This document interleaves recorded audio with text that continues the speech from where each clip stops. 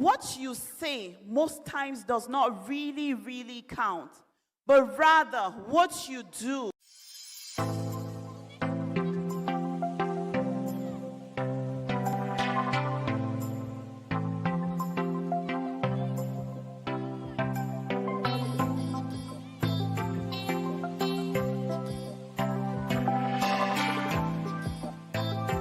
What does it really mean to nurture? So doing my research, I found out that it means to care for, to protect something or someone while they are growing. It also means to carefully support, encourage, and help that thing grow or develop by providing the necessary condition and attention. I really like the part that it said necessary condition and attention, right?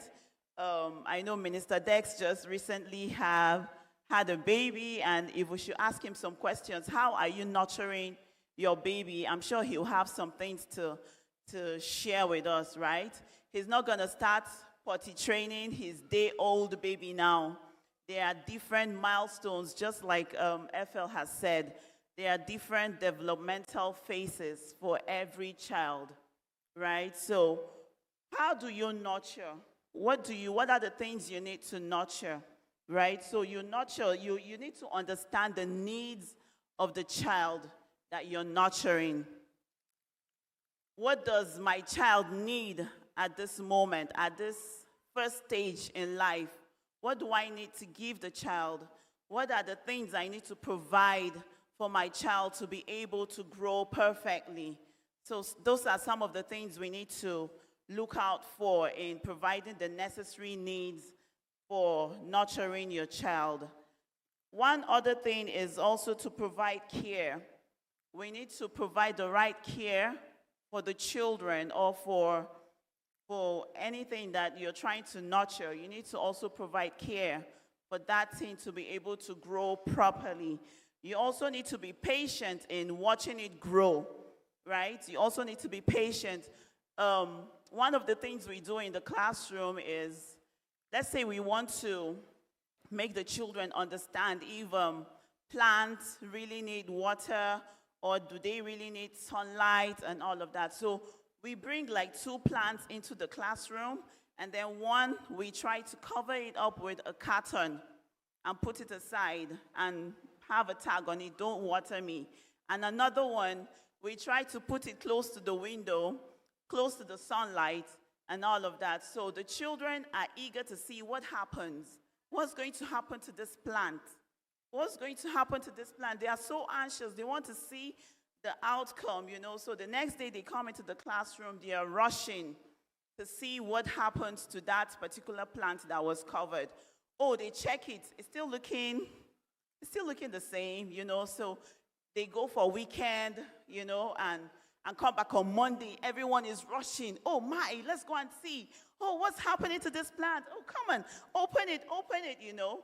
And then they open the carton, and there they find the plant all withered, you know, all looking, it has all shrunk, it's just there, you know. And the other one that was close to the sunlight is really blossoming, is standing out all tall, you know, it's growing. And amongst themselves, they begin to say, "Oh, really? Plants really need water to grow. Plants really need sunlight to grow." You know, so you have already made that thing practical for them. They begin to understand by themselves that, yes, plants, they need sunlight, they need water. How about the child you're carrying? How about the nations you have inside of you? What are the necessary measures you need to put in ground to know that you are trying to nurture this child to grow, to attain their full potential? Another scenario that comes to my mind is the bird.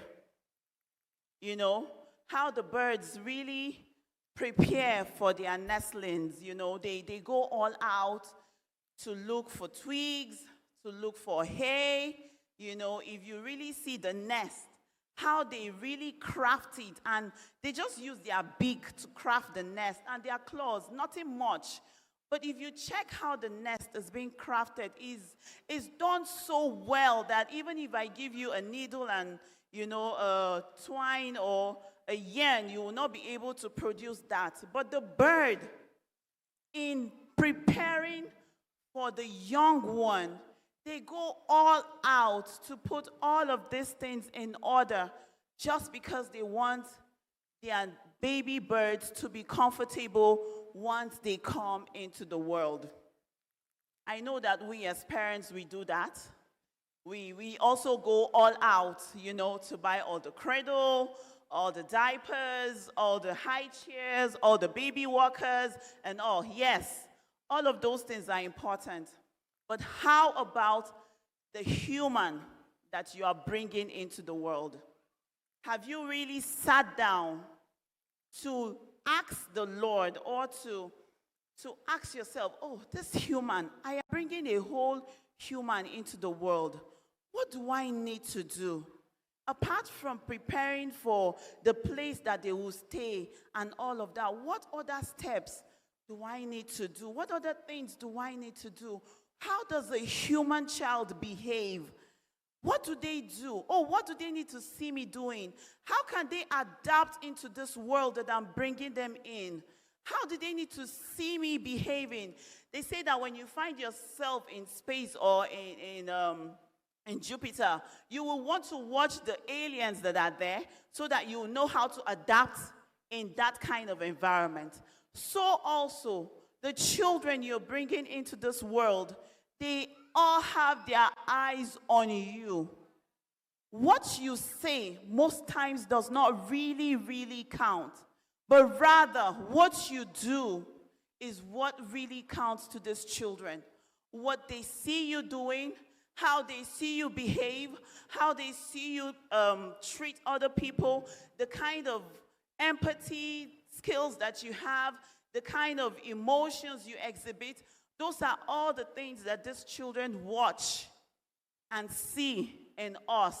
And that begins to form their personal self-esteem. That is what they use to develop themselves. Every one of us seated here, you can trace back to your childhood and see some of the things you do. Those are the things that are now exhibiting in you as an adult.